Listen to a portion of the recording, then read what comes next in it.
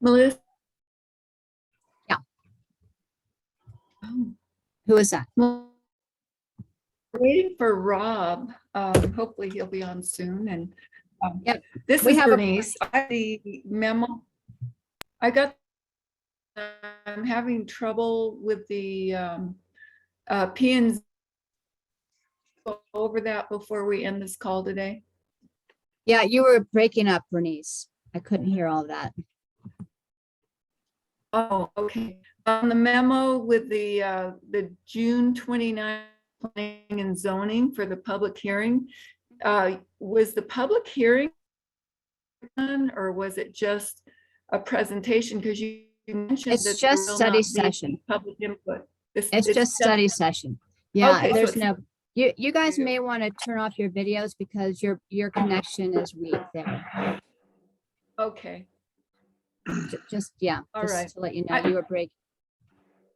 So, Okay.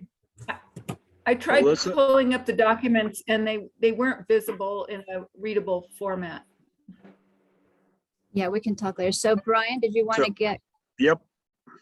So this is Brian Bates calling to order the June 23rd, 2022 Doney Park Timberline Fernwood Area Planning Committee. And let's get let's have the members of the committee check in first. I'm Brian Bates. I've lived out here for quite a while. And Dave Browning, please. Unmute. Yes, I've lived here quite a while, probably not as much as most of the rest of the people, but we've enjoyed it very much, and I'm really happy to be able to participate in this committee. Thank you, Dave. Bernice, we want to get through this quickly, so. Okay. I'm Bernice Carver. I've been out here about 45 years. I'm happy to be on this committee and very concerned about the direction the county is going, and I would like to keep it rural like the majority of the people that responded to the survey. And I'm really concerned about some of the things in it. Thank you. Thank you, Bernice. John Ruggles. John Ruggles here, Planning and Zoning Commissioner for District 2. Thank you. Thank you. Let's see, going down my list, who's next? Liz Baldwin. Liz Baldwin here, been out here 27 years, District 4. I hope we get a consensus tonight. I just don't want to be rushed, so we make good decisions with the facts. Thank you, Liz. Who am I missing? Evelyn Wani, District 2. Thank you. Thank you, Evelyn. and Jim Clifford? And Jim Clifford, yes. Go eat. Knucklehead. That was your camera. Hey, keep an eye on you. Okay. Here's Whoever, Rob. John Okay. Paxton. You got John me, Paxton, would you John. please mute? Thank you, John.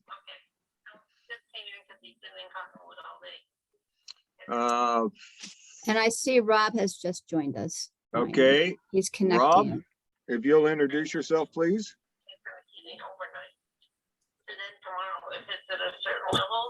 Kent Lorton. Ken Lorton, please mute yourself. Yeah.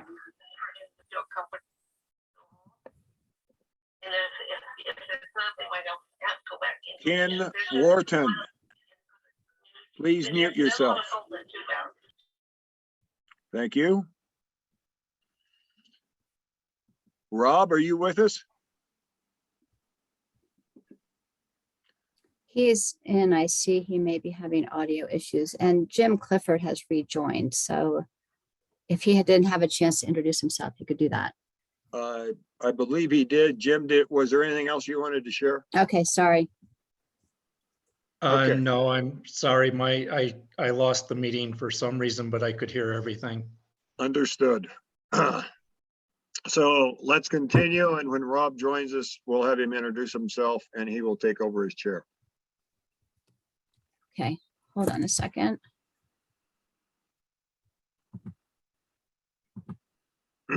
He's rejoining. So Right. here are the instructions for the meeting. So folks, please keep yourself muted unless you wish to speak. We will have community comments here in a minute. Following community comments, then we'll have a discussion, which is for the committee members, and we'll cover the implementation plan. And then we will conclude with public comment once again.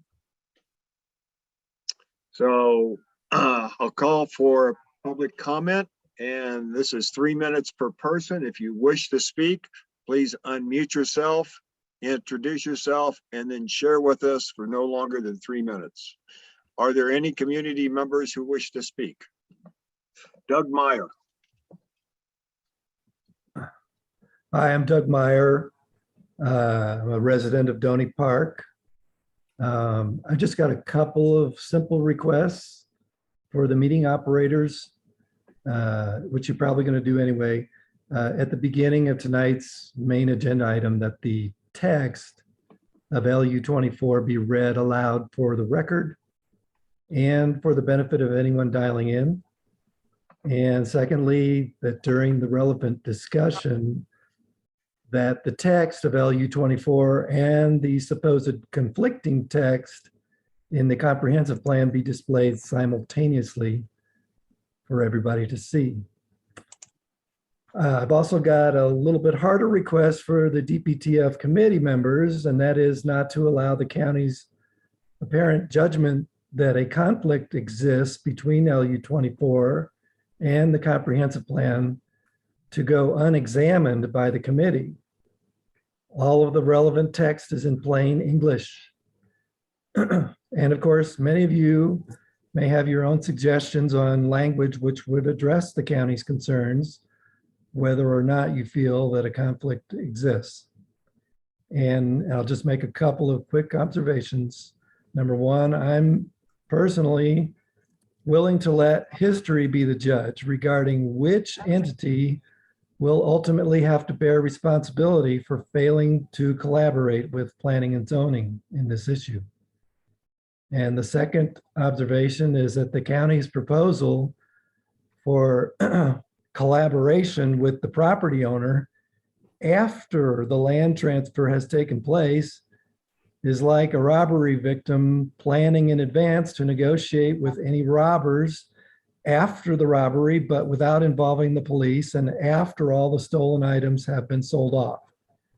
Everyone knows that people don't ultimately negotiate when they don't need to. And that's it. That's all I have. Thank you. Thank you, Doug. And the purpose of the meeting tonight is to review the statement that we have previously, LU 24, as well as the county's staff's review of that statement. That being said, I think Rob Wilson has joined us. I hope I finally have. Wonderful, Rob. If you would introduce yourself, and then I believe that who else has joined us? Monica has joined us. Okay, sure. My name is Rob Wilson. I live here in the Timberline neighborhood, and I have had the privilege of co-chairing this committee along with Brian Bates. And Monica, if you will introduce yourself, please. I am Monica. I lived out in the area for almost 40 years. I live up Kevin's Way. Thank you, Monica. And Rob, at this point, it is your turn to chair the meeting, so I yield to you. Thank you very much for covering for my technical difficulties getting started here. I'd like to thank all of our committee members for kind of the short notice of being able to be here, and especially thank all the members of the public that have taken some time out to spend it here with us this evening so we can make better informed decisions. I know we've heard from Doug. Were there any other members of the public that would like to make a comment before we begin our formal portion of the meeting?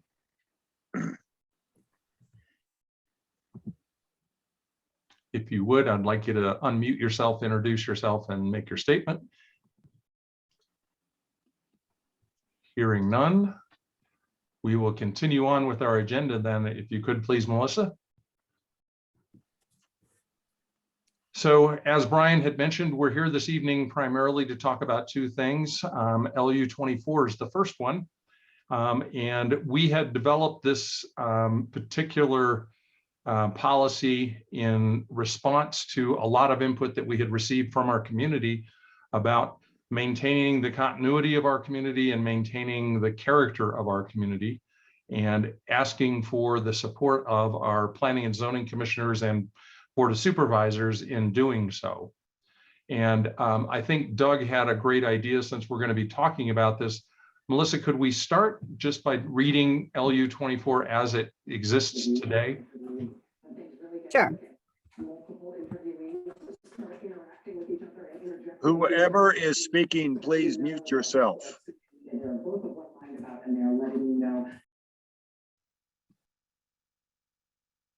Okay, that sounds better. The draft is currently worded this way, as you see on the screen. All tax parcels located within the DPTF planning area whose development is subject to approval by the Coconino County Planning and Zoning Commission remain within said jurisdiction. That's the goal. The related policy number LU 24 reads, if necessary, the Coconino County Board of Supervisors should appeal to the Governor of Arizona and the U.S. Secretary of the Interior in opposition to efforts to remove land from said jurisdiction.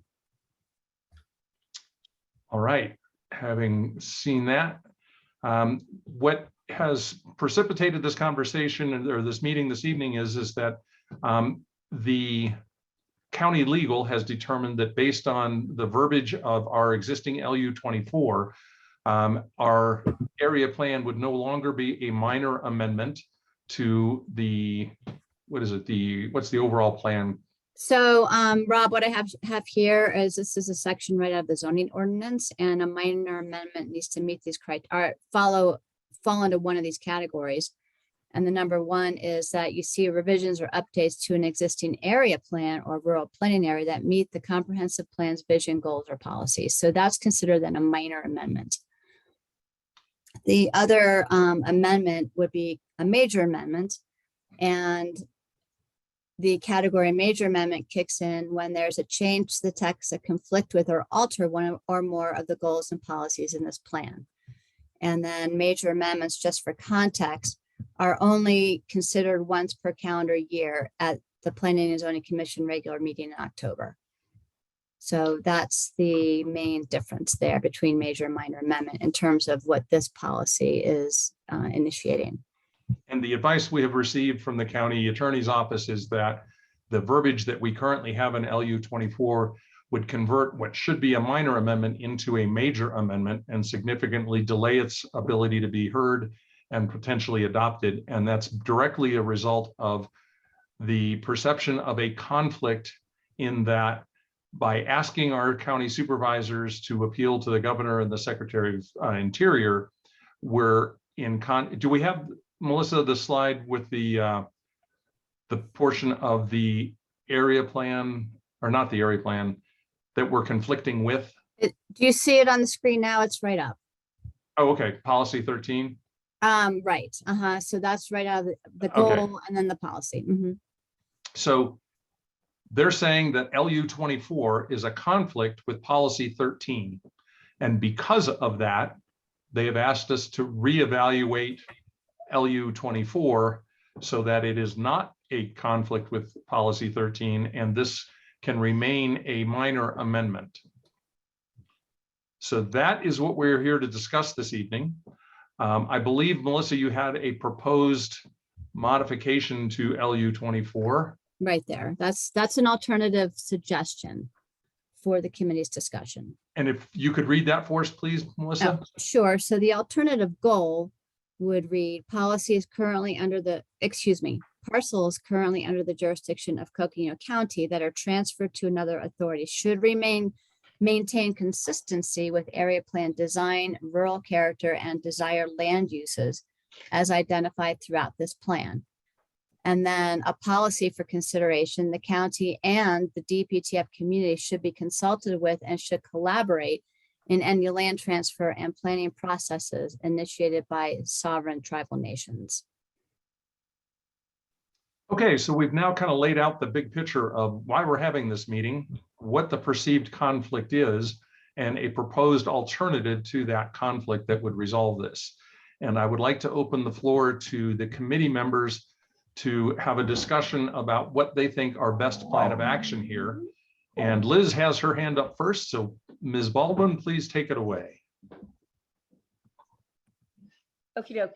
I actually did what Mr. Meyer said to do. I compared the two. I cut the two out to compare word by word and to see why it was so conflicting. And I really would like to hear the county's or the planner's reason why it's so conflicting, because I just don't see it. In fact, the comprehensive plan gets right down and dirty and says exactly who they're dealing with. We're just saying parcels. We're not just saying solving tribal lands. We're keeping it general. Anything we want to keep to said jurisdiction, not just what we think we're talking about, which is on 89, but it's the whole general, even the one that's on Towns Winona, the land there that we thought was going to not be able to be sold, might be sold. So maybe it would be easier. I don't know, Melissa, can you do that? You put them side by side and then just go word for word. What is conflicting? I think we're more general and not so finger pointing than the actual comprehensive plan. And Liz, my they're other both thing is, yeah, both of Liz, they're these both might wanna- displayed right Huh? now. They're Yeah, both but to displayed. me, that's kind of hard to, I guess we go word to word like that, do it. But see, all these things on the right kind of cover up some of the words. And are we reading both of these so people who are dialing in can get this? Yeah, I believe we have read both of those out loud, yes. Oh, but I thought maybe it compares it. Okay, I thought we only Nope. did one. LU 24 has been read and Okay. Yeah. And the comprehensive, I thought only 24 was in. Okay. Because I really struggled yesterday about what is the big conflict, because it says if need, and yeah, and so I just want other people's idea, but I really would like the planners in the county Sure. guys to say what is conflicting. We're more general than the comprehensive plan. We're not naming anybody. We're just saying if something happens, we're planning to go Okay. the next step. And isn't what we're doing, let me see, our goal, let me see where I'm on. It says if necessary, is that the right parliamentary procedure? We go to the county board of supervisors, then we appeal to the governor of Arizona, and then we go to the secretary of the interior? Isn't that what the steps we're supposed to do? So Well, Melissa, my, sorry. yeah, Melissa, if you could help better explain why there is a perception of a conflict between these two statements for us, please. Well, the policy and the goal don't seem to align. The policy seems very specific in terms of a process. The only time that the governor would appeal, or rather the board would appeal to the Secretary of the Interior, is if there was a transfer into tribal trust. So that's pretty transparent. You know, the comprehensive plan really is about coordination and consultation and collaboration with different property owners, and specifically in this case, tribal entities. The way this goal and the policy are written are very, they are not appropriate for an area plan to put the Board of Supervisors in this position where they would need to become politically biased against something that's an unknown. We don't know enough information about what this policy is actually addressing to be able to give good direction in this plan. That's why the comprehensive plan is pretty specific about wanting to collaborate and be specifically cooperative with tribal governments. So this is the policy that, in terms of what is written in the comprehensive plan, really stands out to be most related to what this goal and policy are trying to achieve. Because remember, the way this could also be interpreted to apply to possible annexations, which again, as you know, are initiated by private property owners. So your statement about bias, I might take issue with, because I look at our elected representatives as being representatives of the community's desires. And what we're doing with our area plan is informing our elected representatives what our community's desires have been, and how they've been articulated to us, and capturing it in our area plan. So I personally don't see that there's a bias there. There is a obligation on their part to represent our opinions as they're captured in this document. So Liz, I see your hand up again, but if there any other members of the committee right now that would like to share a statement before we come back to you, Liz? Bernice, go ahead. Okay, can you hear me all right? Yes, ma'am. Okay, thank you. I'm kind of wondering if the shoe were on the other foot and we were trying to annex land from another jurisdiction or another area, how they would feel. I think that the survey itself reflected a lot of concern about maintaining our own jurisdiction, keeping things rural, keeping the community character. I think that once any transfer of any land goes into another jurisdiction, we lose 100% control of that land. And I'm concerned about that. I'm concerned about the neighbors of the area that will be subjected to an annexation or transfer of land. I think this needs a lot of thought, and looking at the survey, there were a lot of comments about keeping the land rural, low density. We not only lose control of the land and the regulations on the land, we also lose the tax base. And when we lose the tax base on land, the rest of us have to pay more taxes to make it up. So I'm really concerned about this, and I do not see a conflict. The comprehensive plan, goal, and policy that this refers to, it says it was in community character. And I think it is a good goal to promote coordination of land use planning with sovereign tribal nations related to development and resource protection, as long as the land remains within the jurisdiction of Coconino County. I think that by keeping it in the Coconino County area, it will help us to maintain that community character and resource protection. And there's also other considerations too. We have a lot of archaeology here. We have a lot of ancient history here that we need to collaborate on with the all tribal nations that are affected by it. And I think in good spirit, we can collaborate together, and anybody is allowed to buy land in Coconino County and live here. We welcome them, but we want to maintain our county as our county. And I'm probably not getting it all across. I do not think this is a conflict. Our goals and policy is in good spirit, I think, of just keeping things as they are. Okay, so Bernice, would it be fair to say that you support no change? Right, I support no change. I think if anybody wanted to collaborate with us, they would want to keep the land in the county. Okay, thank you for that. Mhm. Brian. Looks like you're muted still, Brian. There we go. Thank you, Rob. I have a couple of comments. First of all, it says all tax parcels in our current draft plan.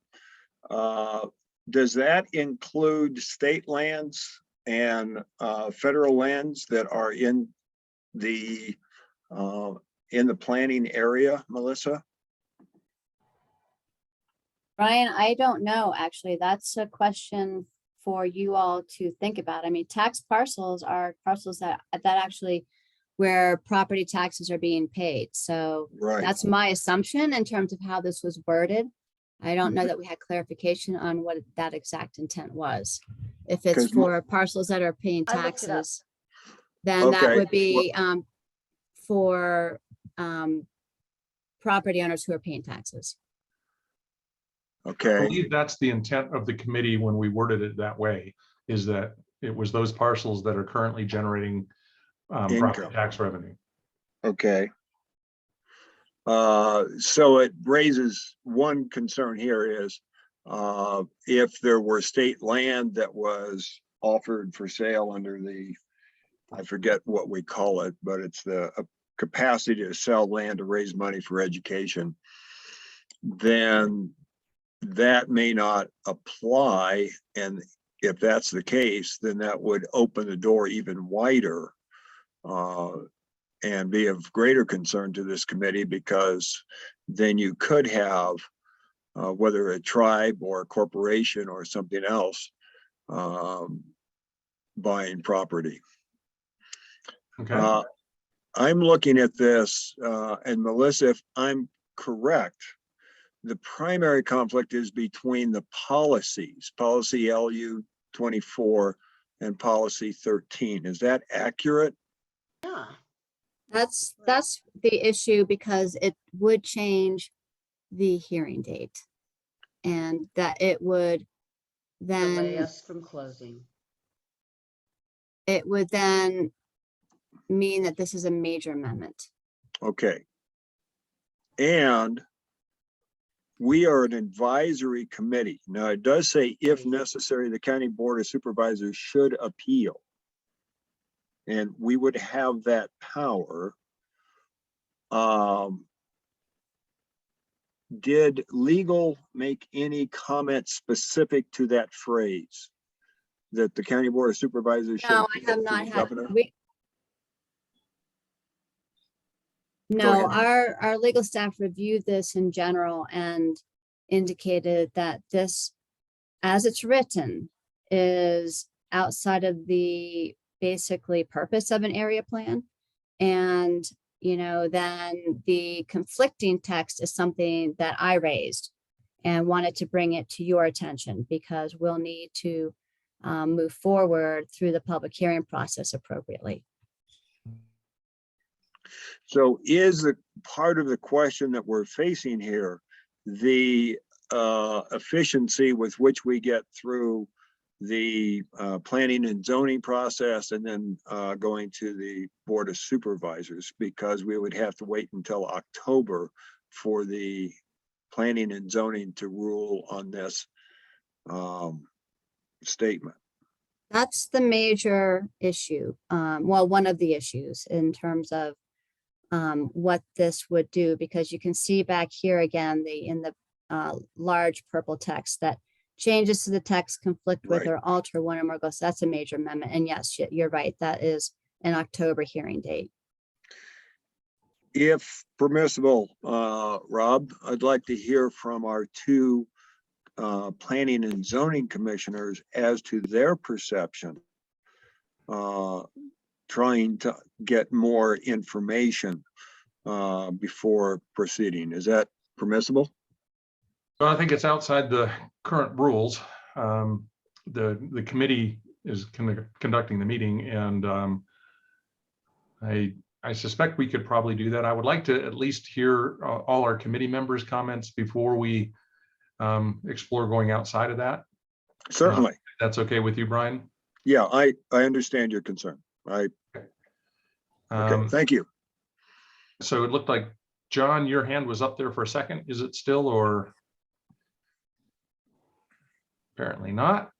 Rob, I was going to say that I will concur with you. I would just as soon kind of finish up the end of the discussion with my views as the planning and zoning commissioner on this. Might help people a little bit when we come down to red X's or green checks. Okay. So Liz, go ahead. Well, someone already asked John Ruggles. I talked to them yesterday, and I just wanted to have him say what he said to me, to everyone else. And we're going to do that at the end. So that covered that. And the other thing I just wanted to say was, when you look at goal and policy, and they were saying, well, it's conflicting, but I thought policies were supposed to be specific, what to do in certain instances. And I thought goals are supposed to be general. And I still just don't see word to word, what is the big conflict? there is general, and we are general too in our statement. We don't even mention any specifics. We just say all tax parcels. And the other thing is a tax parcel also, I looked up yesterday, tax parcels can also be someone who doesn't pay their taxes and there's a lien on, and then it open to anybody who wants to pay that tax, right? So let's say someone leaves property or they buy something and they don't pay the taxes, then they can put a lien on it, and whoever will pay that lien off or the taxes can acquire the land. So that really opens it up to a lot of opportunities. And I think that making it general like that is what we want to cover our bottoms.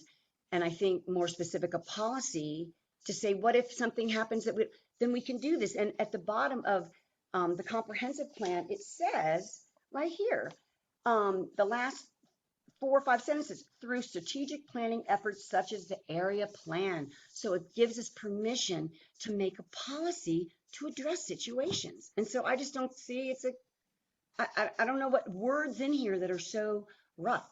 So that's, I mean, I guess Melissa shared as much as she could, but I just don't see what's so rough. It's a major. So maybe John will answer it at the end. That's all. Thank you. Thank you, Liz. Are there any other committee members that would like to chime in here and share any thoughts on this issue? All right, hearing none, I'm going to invite John to share his thoughts, and then I'll try to wrap it up. Okay, couple of things. One, the current wording we have, I think essentially implies that any kind of a transfer of property ownership, that we want the Board of Supervisors to oppose it. That is the implication, at least the way I read it. And second thing, in terms of a major change, yes, I have to agree with legal and staff on that. It does constitute a major change, and here's the reason why. We're talking about our area plan specific to Doney Park.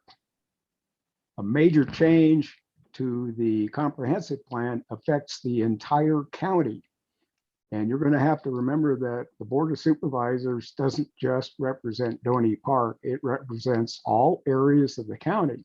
And that should be considered in terms of any effort to forward a major change as an amendment to the comprehensive plan. Again, got to take the blinders off and look at the big picture here. So I would like people to consider that as we go forward with this. Okay. Thank you, John. I'd like to actually comment on that just a little bit. The way I read this, we are providing the Doney Park area planning area opinion to inform the supervisors and the P&Z Commission. We are not saying they can't make the considerations that are identified in policy 13 anywhere else they want in the community or in the county. We're not telling them that they can't do that anywhere else. We're suggesting that in our particular community, this is what we would like to have respected. And we're doing that because that's what we have heard from our neighbors and our friends and our community members that they feel very strongly about. In my opinion, while legal may think that is a major amendment or change to the plan, I would suggest that they need to go ahead and forward this to the planning. I would be comfortable with forwarding what we have drafted, because they asked us to draft a plan that represented the thoughts and needs of our community. And I believe that we have done that with LU 24. So if that's a conflict, if that's something that they don't believe they can support in the grand scheme of things, then they have the opportunity to make that change when this goes in front of the Planning and Zoning Commission and when it goes in front of the county supervisors. If they decide that LU 24 needs to be changed, they can do that. But I feel like I have an obligation to our neighbors and community members to reflect their desires, which I believe LU 24 does as it's written. It looks like Bernice, you have your hand up. Go ahead. Thank you. One of the things that I have a problem with in the alternative for discussion is that the county and the Doney Park Timberline Fernwood community, this is saying that we should collaborate in any land transfer and planning process initiated by sovereign tribal nations. That puts a big obligation onto us. And, you know, this area plan is very important. And if we don't go along with what they say, I'm concerned that the county could be sued. Okay. Thank you. And Bernice, I think you bring up a good point there. We are providing that collaboration right now with our area plan. That's the whole point of this plan, is to provide that information to those organizations. So that's why I feel strongly that what we have done accurately captures that. Brian, you had a thought? Yes, Bernice, what would be the basis for the county being sued? I would be, because it would be in the area plan, and for the Doney Park Timberline Fernwood community to collaborate, and that could include, you know, the fire department, the sheriff's department. If this policy goes through, it says that we have to collaborate in any land transfer initiated by the sovereign tribal nations. And if there's a reason that we feel like it's not a good idea, it doesn't matter, because it's in this policy that that was suggested by the county. And that's why I would like to keep the wording that we have. You know, that Melissa said before, or I can't remember who said it. I think it was Melissa, or maybe, well, it doesn't matter, but the area plan is a guide. And if we guide the decision makers like the P&Z and the Board of Supervisors to say that that the community should be collaborating in any land transfer, that, you know, even if we don't think it's a good idea, we can still collaborate. But if the collaboration goes to a point where we're not comfortable with giving up county land to anybody, I don't want to be required to do that. Okay, Brian, What I'm hearing you say is that we would have to get the Doney Park Timberline we would have to get our community together and then work with any land transfer. The county would absolutely have to be involved. They are the legal entity. But telling the citizens that they have to collaborate, I don't think is a good idea. What if they don't want to do a land transfer? But the collaboration would likely go through the county in terms of there being public comment at specific planning and zoning committees or at the Board of Supervisor meetings. I think this is kind of a collaboration doesn't mean agree. Collaboration means work with. And they could work with and express their extreme displeasure with something. Exactly. So I don't believe in this case that the word collaboration creates any kind of a challenge here for us. I agree with you, Rob. The other thing is, it says initiated by a sovereign tribes. Are there other entities that could potentially buy a large area of property and try to put a casino on it, which has been a topic of concern in this community? I think casino or otherwise, there are other entities, and they could be state and federal government entities and things like that. So not being specific the way our current LU-24 is written in that respect actually benefits our community, in my opinion. John? Yeah, Rob, I do agree with you that perhaps this should go forward to the Planning and Zoning Commission for discussion the way it stands. Very simply because the members of the Planning and Zoning Commission, as well as the Board of Supervisors, as I've mentioned, don't just represent Doney Park. And I think the view that other members of the P&Z and also the board would look at this would be in terms of, well, is this the right thing to put into the comprehensive plan as a major amendment that basically gives or is intended to give the board, I think, a negative direction to take rather than collaboration. Now, I agree with you on the collaboration. Collaboration does not mean agreement. It means to work towards an equitable solution for everyone. And to say oppose without collaborating,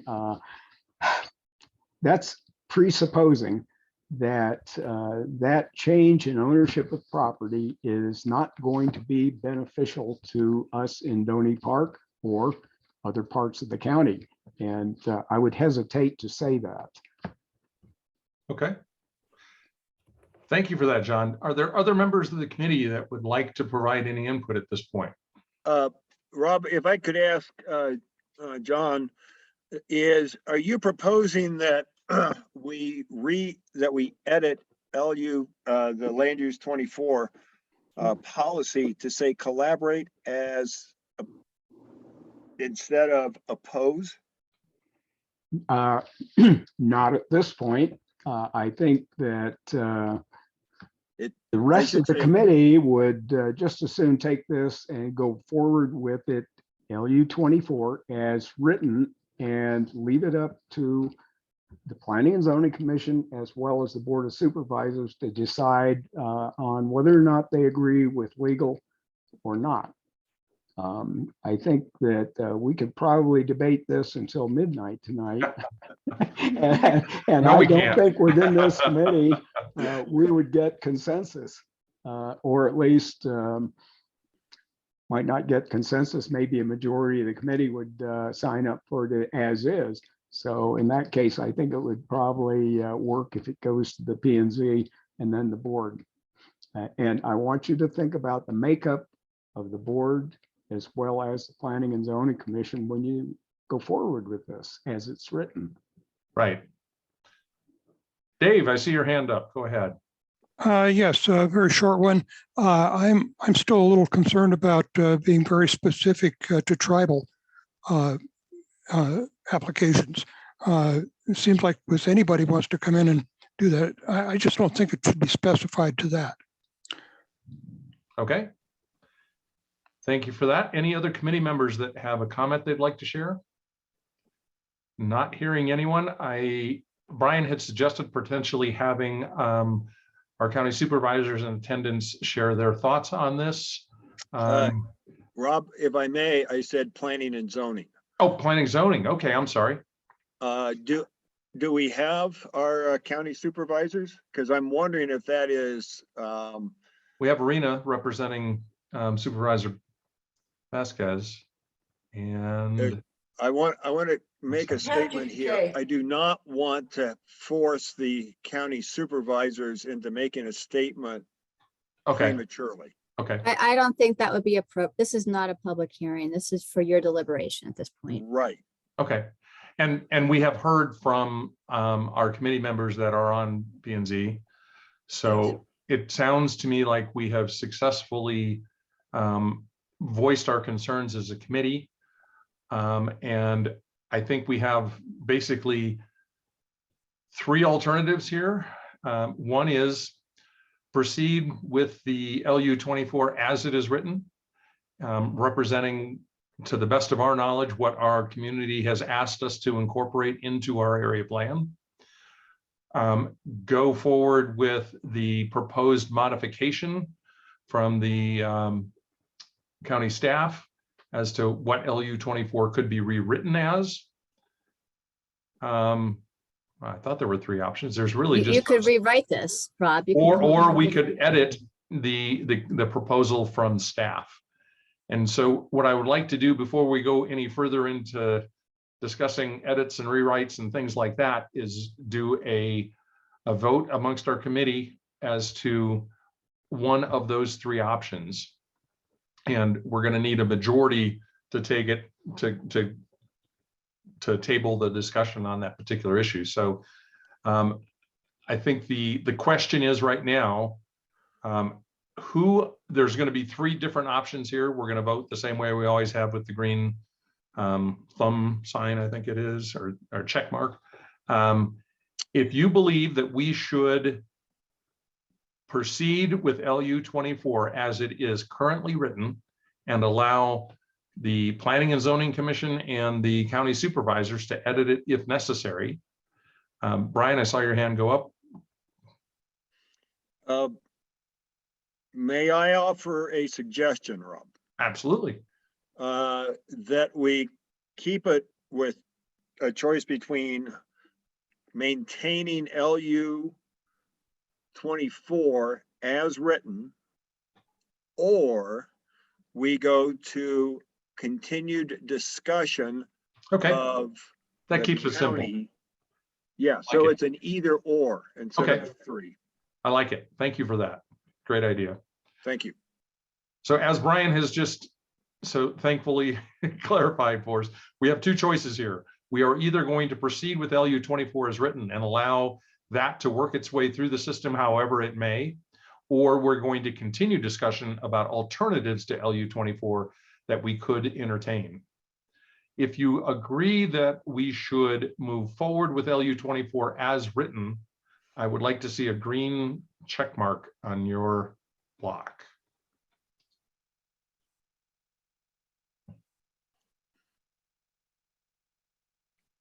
And I need all of our committee members to vote.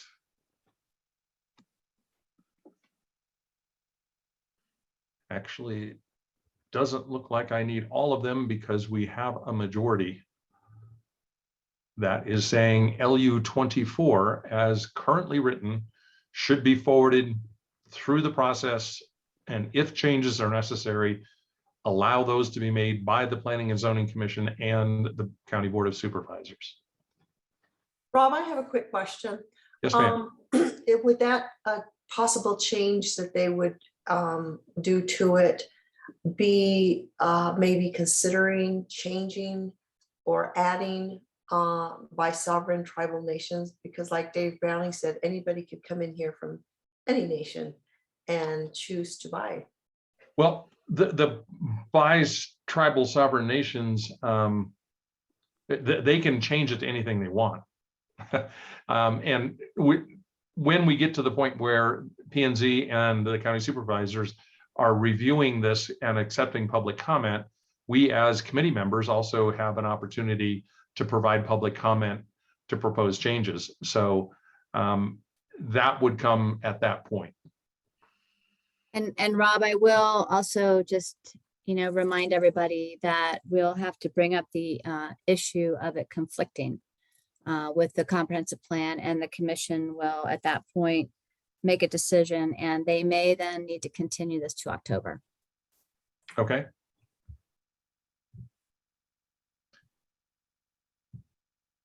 So we have taken a vote, and the majority of the committee members have agreed that LU 24 stands as You written. didn't vote. I'm sorry? You didn't vote. I didn't. Oh, I will.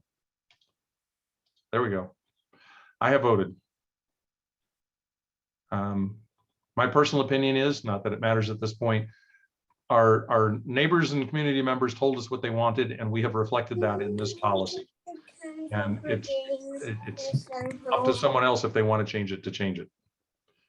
So, all right, we can move on then, please, Melissa, to the visions, or not the visions, to the implementation plan, excuse me. So the county has suggested that there should be some priorities listed here as to what kinds of things we want the action on soonest. Is that fair, Melissa?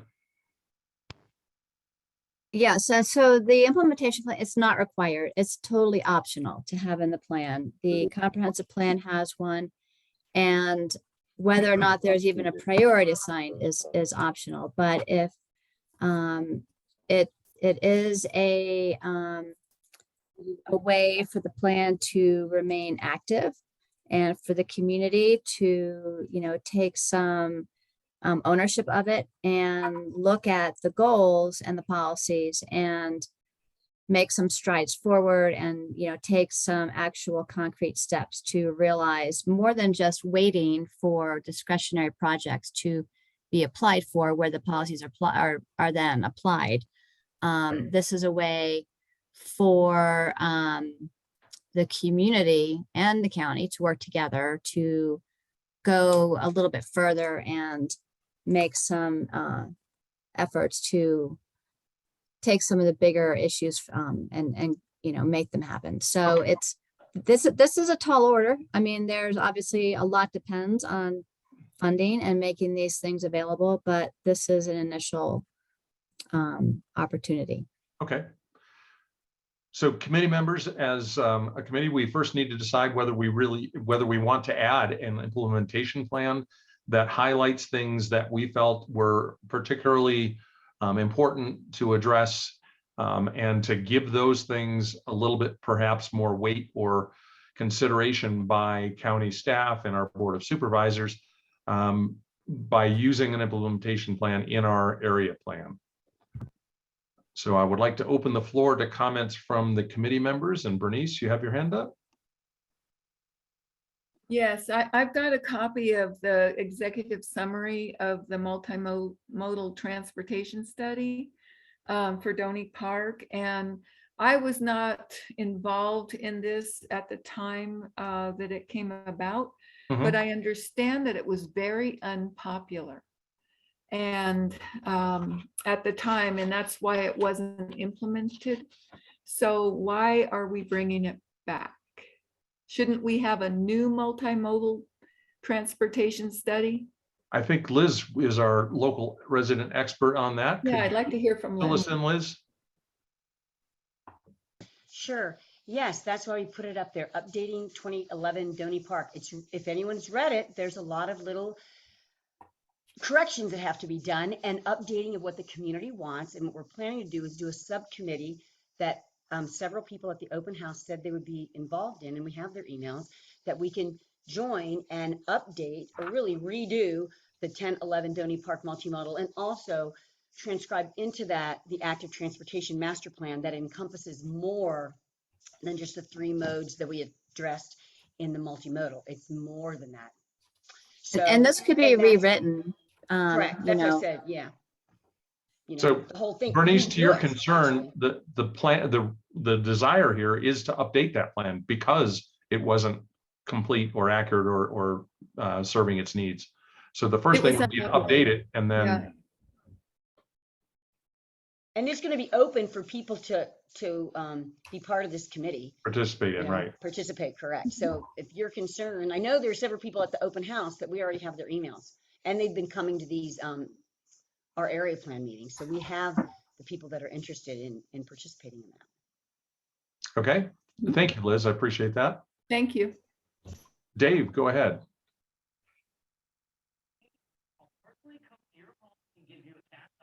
Dave, you're still muted. There we go. Okay, sorry about that. Yeah, the first one is very important, I think, to develop, to get good transportation. But I think an emergency evacuation thing is probably the highest priority in to me. So. Okay. I appreciate that. That's one thing that we can decide as a committee here, to prioritize these 3 if we believe they're all worthy of this kind of merit. Any other committee members have any thoughts on the implementation plan? John, go ahead. Yes, I think in light of the last 2 fires, or maybe 3, counting Schultz Fire, and the flooding that occurred thereafter, that I'd have to agree with Dave that community emergency communication and evacuation is perhaps quite important. And if you think that climate change is a reality, that may make it more so. Okay, good point. And we've certainly all experienced the realities of Mother Nature's. Okay, Liz, you had a thought? Question to Melissa. Melissa, are these, we're going to prioritize them, or are they all different areas that can be done simultaneously because their funding is coming from different sources? Like we could work with active transportation as we develop an emergency communication and evacuation plan, or are they, here's the money, we can always have to. So remember, Liz, there's no funding for these right now, but if there does right. become funding or grants that might become available, this would help to set the you don't have to prioritize these. Okay. It's an option. We could just take Okay. that out. It was just there as a prompt. So with money comes in, and this is our implementation plan, the money, see, I just thought for some reason, money's allocated through different channels, just like in medicine, there's different options of getting help for getting your surgery done. And so There with would this, be. if money There comes would in, or be. is There'd it be all the same grants money? that might be isolated to particular. Okay, yeah, that's what I mean. Like it does, you know, I guess we could prioritize it. but- Honestly, most of these will probably need to be funded through grants. So Okay. this Okay. is something, this is a wish list basically, Okay, but perfect. yeah. And whether or not you prioritize it, that's up to you. And Liz, that's a good point. The assigning the priorities to a list of just 3 might not be necessary at all. We can identify these as our top priorities. And that way we're not saying one needs to take priority over the other. These are all important to us and they need to be addressed. Perfect, yes. Dave, go ahead. Whoop, lost Dave, so okay. Any other committee members? Bernice? Tonight at 6 o'clock, we begin with what else? I would feel more comfortable if we did put the emergency plan at the top. And Okay. yeah, Dave, did you have something to add? Blowing dust, reducing visibility. Okay, there's someone who is not muted. It may be you, Supervisor Begay or Russell. That's providing some background noise, making it a little challenging here. Brian, go ahead.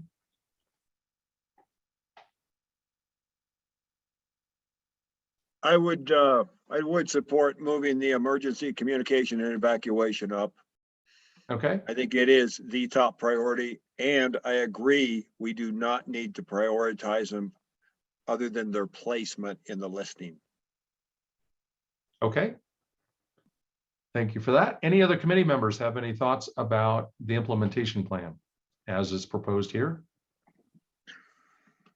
So it sounds like based on Brian's input, we and a couple others, it would be a good idea to move what's currently the second on the list to the top of the list and then include this implementation plan in our area plan. So I would like to take a vote on doing just that. If you as a committee member agree with that strategy, we need to see that green check mark.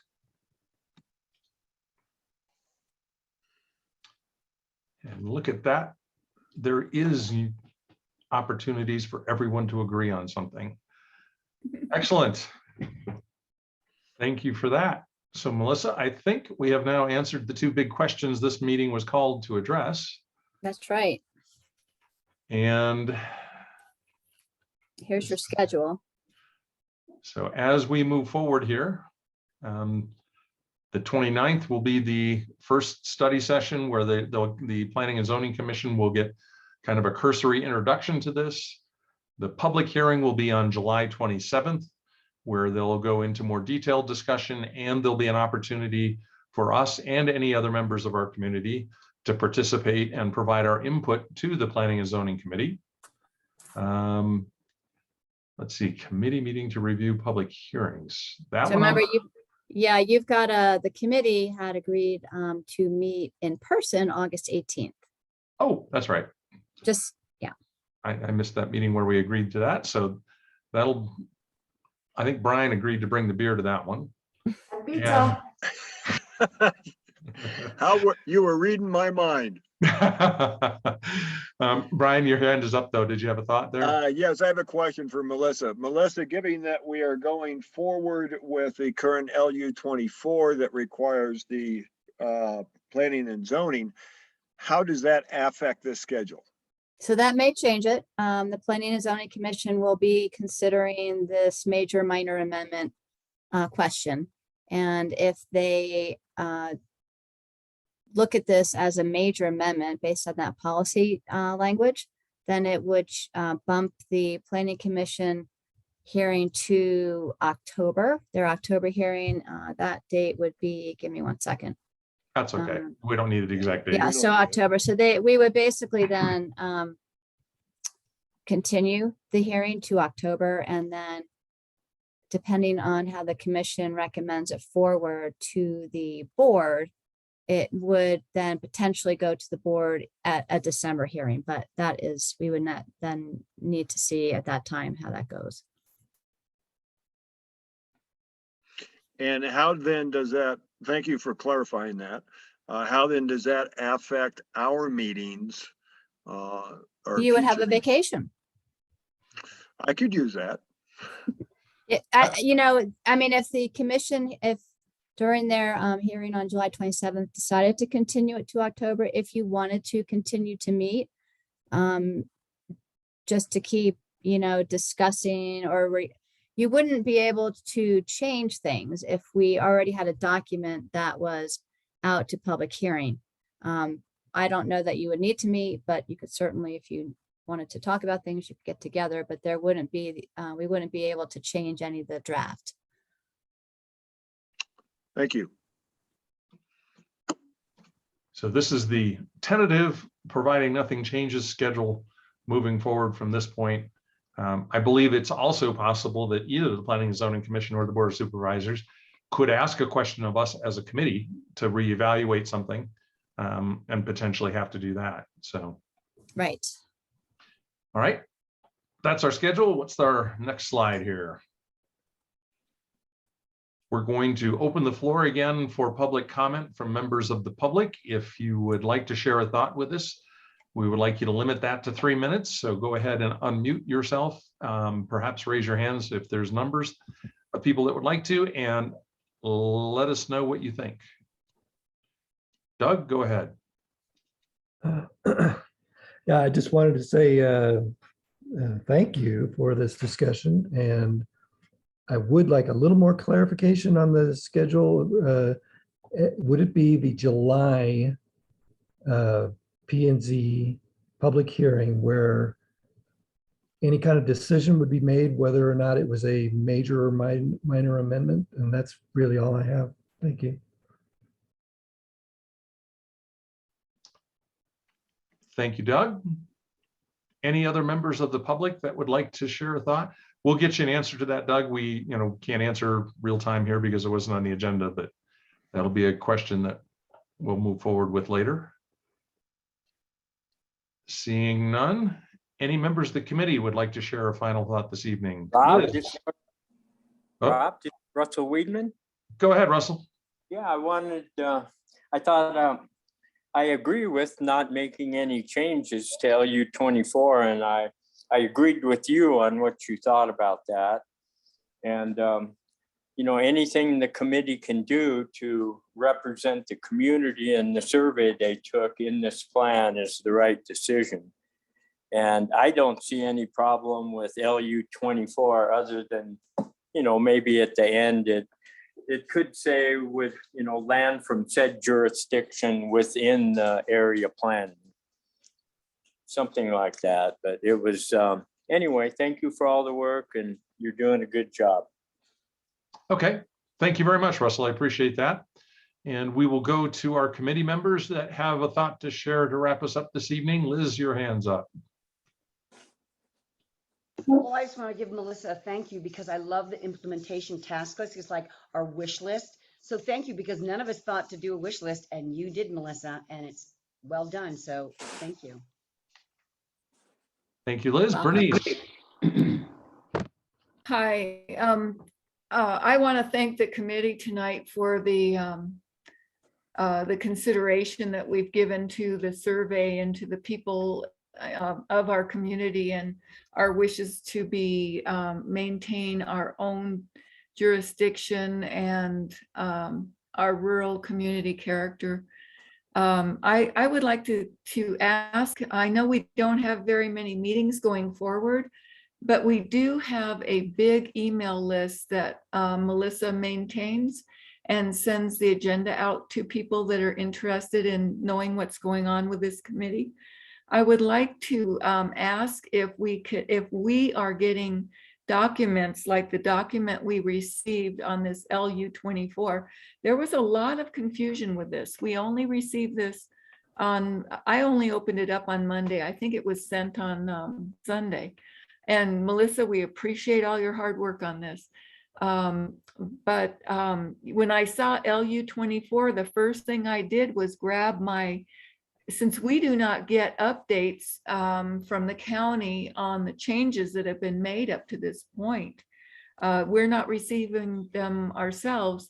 I grabbed my draft plan and I looked at LU-24 and I saw that it was regarding design review standards for industrial properties or industrial rezoning. And I thought, why are we going over this? But then I read the documents that Melissa had sent us and it clarified it. And I would like these documents to be sent to the public too. If you've got a listserv that's already built, I don't see, a couple more computer clicks to informing everybody what is exactly is going on. And so that it would clear up any confusion, because I know people at home, they only, many of them don't even have a copy of this area plan. And that's another thing. I want to know when the finished area plan is going to be back up on the website.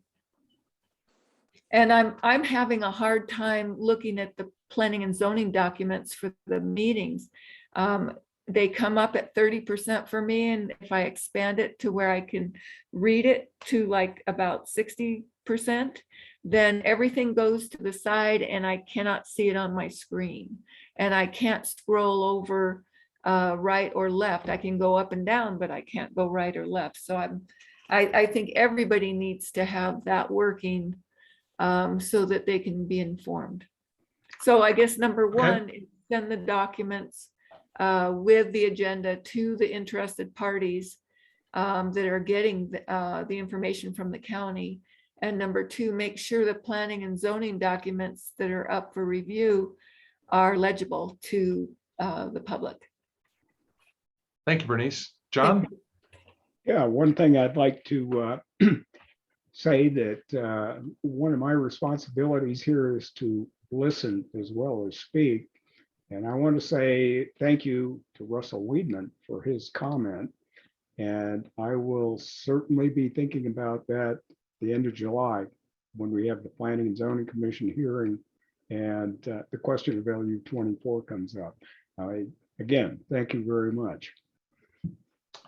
Thank you, John. Any other committee members have a thought to share before we wrap up this evening?